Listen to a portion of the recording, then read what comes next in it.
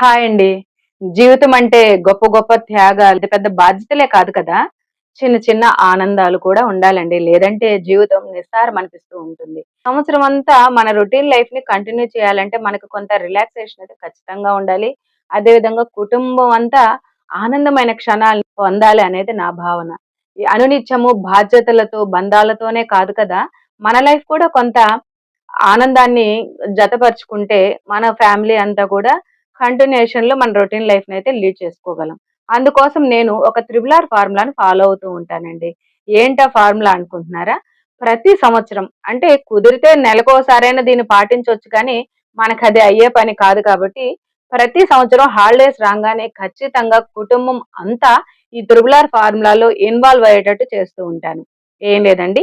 First one religious ప్లేసెస్‌ని ఖచ్చితంగా దర్శించడం. అంటే మనం ఏ ఇష్టదైవాన్నయితే ప్రార్థిస్తున్నామో, మనకే భగవంతుని పట్ల నమ్మకం ఉందో, ఖచ్చితంగా ఆ దైవ దర్శనాన్నయితే కుటుంబం అంతా వెళ్ళేటట్టు ప్లాన్ చేస్తూ ఉంటాను. రెండోది రిలేటివ్స్ గ్యాదరింగ్. చాలా మంది బంధువులుంటారు. కానీ మన మనసుకు నచ్చినటువంటి బంధువులు కొంతమందే ఉంటారు. వాళ్ళల్లో మనకిష్టమైనటువంటి రిలేటివ్స్‌ని గ్యాదర్ చేసుకోవడం, ఒక చిన్న మీట్ ఏర్పాటు చేసుకోవడం, మన పిల్లల్ని వాళ్ళ పిల్లలతో కలపడం, ఒక కమ్యూనికేషన్ ఏర్పాటు చేస్తే చాలా బావుంటుంది కదా! మన రిలేషను కంటిన్యూ అవుతుంది. ఒక మంచి బాండింగ్ ఏర్పరిచిన వాళ్ళం గూడా అవుతూ ఉంటాం పిల్లల మధ్యలో కూడా. కాబట్టి relatives bonding or friends gathering అనేది ఖచ్చితంగా పెట్టుకోవాలండి. అది రిలాక్సేషన్. ఖచ్చితంగా ప్రతి మనిషి ఏదో ఒక టైంలో తన స్ట్రెస్ నుంచి ఫ్రీ అవ్వాలి అనుకుంటూ ఉంటారు కదా! కాబట్టి కుటుంబం అంతా ఒక మంచి రిలాక్సేషన్ ఇచ్చేటటువంటి ఒక స్పాట్‌ని ఎంచుకున్నామనుకోండి, అది మన బడ్జెట్‌లోనే. చిన్న పార్కు కావచ్చు, ఫ్యామిలీ అంతా ఒక పార్క్‌కెళ్ళి అక్కడ సాయంత్రం దాకా ఎంజాయ్ చేస్తే ఎంత బావుంటుంది.